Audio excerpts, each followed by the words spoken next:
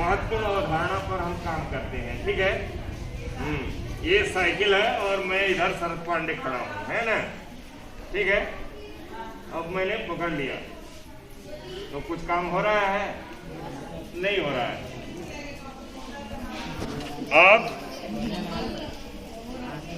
अब क्या हुआ? खड़ा हो गया। साइकिल खड़ा हो गई। क्यों खड़ा हो गई? बल लगा। बल लगाया हमने, है ना, वेरी गुड, है ना। तो बल क्या है?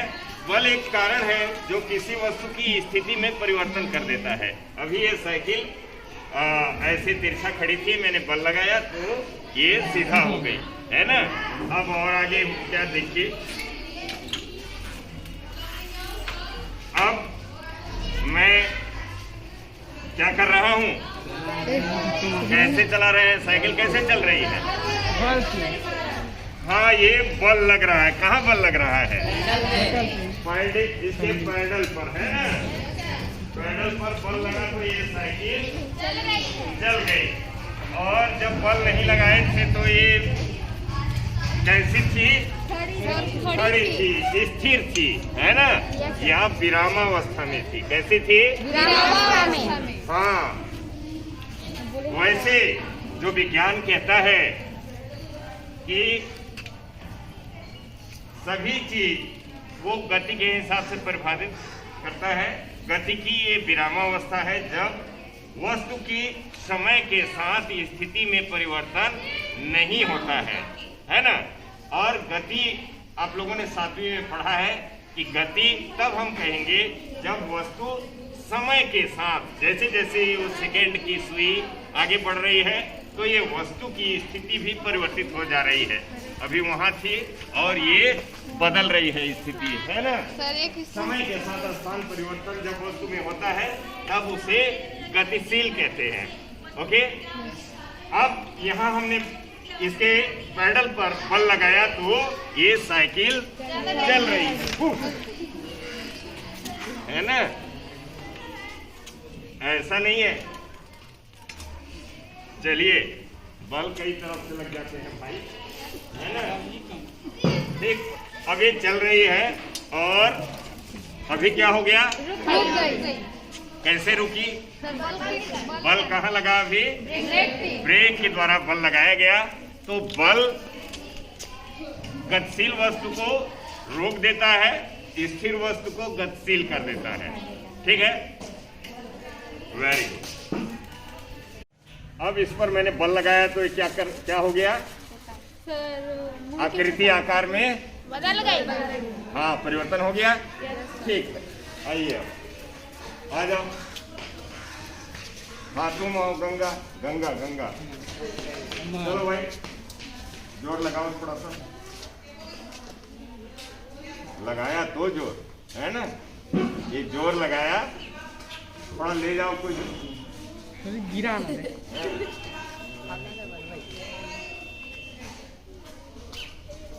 अरे वाह, चलो, ये नहीं ले जा पा रहा है, तुम भी आओ, दोनों लोग आओ मिल करके।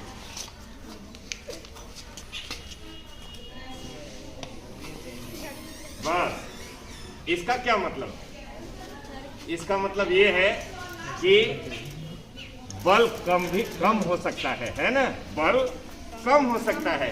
ये नहीं ले जा पा रहा था गंगा, लेकिन नीरज का भी बल इसमें लग गया तो ये मोटरसाइकिल को आगे ले गया। इसका मतलब कि बल जुड़ जाते हैं। बल क्या होते हैं? बल जुड़ जाते हैं। बल कम और अधिक हो सकते हैं। ब्रिजेश आ जाओ, मोटरसाइकिल को ले जाओ। अब ब्रिजेश आसानी से मोटरसाइकिल को ले जा रहा है, मतलब ये अधिक बल लगा पा रहा है। तो बल कम हो सकता है, माने छोटा हो सकता है, बड़ा हो सकता है, कम भी हो सकता है ना। क्लियर है? और बल जुड़ भी जाते हैं, ठीक है। किसी वस्तु पर लगने वाला बल, है ना, अगर उनकी दिशा एक है, तो दोनों बल क्या होंगे? आपस में जुड़ जाएंगे। अब आ जाओ, फिर से आ जाओ, यहाँ आ जाओ। तुम तेजस आ जाओ, है ना। अब नीरज तुम भी आ जाओ, ठीक है। इधर तुम आओ, इधर तुम आओ, उधर सामने से तुम अपनी ओर खींचो, ये अपनी ओर खींचो, खींचो, लगाओ जोर, लगाओ जोर, जोर लगा के है साहब, छोड़ो मत। माने जब किसी वस्तु पर बल लगाया जाता है, जब किसी वस्तु पर बल लगाया जाता है, जब किसी वस्तु पर बल लगाया जाता है, तो उसका परिणाम जिसका बल ज्यादा होगा, है ना, जिस दिशा में बल की मात्रा ज्यादा होगी, परिमाण, जिस दिशा में बल का परिमाण ज्यादा होगा, वस्तु उस दिशा में गति करेगी। जिस दिशा में बल का परिमाण ज्यादा होगा, वस्तु उस दिशा में गति करेगी। इन दोनों के उदाहरण से क्लियर हो गया? अब फिर आ जाओ, हाँ तुम रंजीत आ जाओ, और दोनों भाई आ जाओ, जुड़वा तो नहीं हो ना, रंजीत और संदीप, ठीक है। अब आप लोग दोनों लोग इसको खींचिए, अपनी अपनी ओर खींचिए। चलिए अब रुक जाओ। अभी इस बार क्या हुआ, दोनों एक बराबर हैं और दोनों एक बराबर बल इस साइकिल पर लगा रहे हैं। जब बल समान मात्रा में दो दिशाओं से लगाया जाता है, जब बल समान मात्रा में दोनों दिशाओं से लगाया जाता है, विपरीत दिशाओं से लगाया जाता है, तो जो परिणामी बल होता है वो होता है शून्य। क्या होता है? शून्य। तो उस दिशा में कोई काम नहीं होता। ये भी क्लियर है? चलिए, बल क्या करता है? किसी वस्तु को, स्थिर वस्तु को गतिशील कर देता है ना, गतिशील वस्तु को स्थिर भी कर देता है, रोक देता है, गति की दिशा को परिवर्तित कर देता है ना, किसी वस्तु के आकार और आकृति में परिवर्तन कर देता है। बल कम और अधिक माने छोटा या बड़ा हो सकता है ना। अगर बल समान दिशा में लगाया जाए, बल एक दिशा में लगाया जाए, तो दोनों बल क्या होते हैं? जुड़ जाते हैं। दोनों बल क्या होते हैं? जुड़ जाते हैं। और दो बल विपरीत दिशा में लगाया जाए, दोनों एक दूसरे को खींचेंगे, तो परिणामी बल क्या हो सकता है? शून्य हो सकता है। अगर दोनों ओर से बराबर बल लगाया जाएगा तो परिणामी बल क्या होगा? शून्य हो जाएगा और वस्तु की स्थिति में कोई परिवर्तन नहीं होगा। क्लियर है? अब आइए क्लास में चलिए। हाँ, एक नीरज और तेजस, इन दोनों ने मिल करके बाइक को आगे बढ़ा दिया। तो ये बल कोई बात नहीं, अभी तेजस से ही काम चला लेते हैं। और तेजस ने बल 2 लगाया है ना, या एक बल लगाया।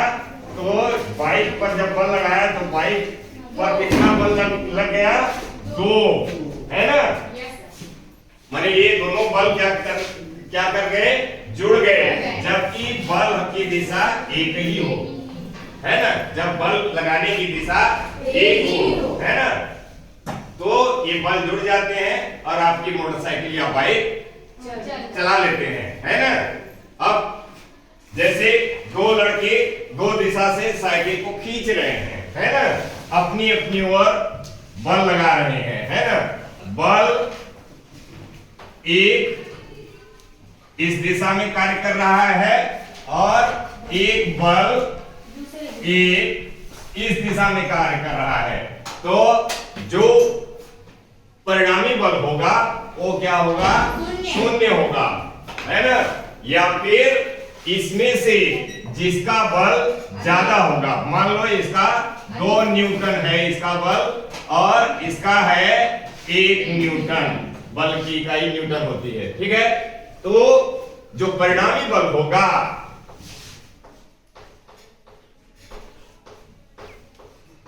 परिणामी बल क्या हो जाएगा?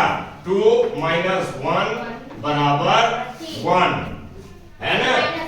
हाँ, ये अब जिसका बल अधिक होगा, मान लो इस वाले का, ए वाले का बल अभी 2 न्यूटन है और बी वाले का 1 ही न्यूटन बल है ना।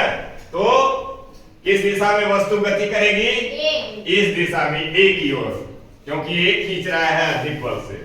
ठीक है, अगर दोनों 1-1 न्यूटन का बल इस वस्तु पर लगाएंगे तो वस्तु अपनी जगह पर स्थिर रहेगी। ठीक है, और यहाँ पर दोनों बल एक दिशा में लग रहे हैं तो परिणामी बल क्या हो जाएगा? 2 न्यूटन हो जाएगा और वस्तु उस दिशा में गति करेगी। क्लियर है? चलिए।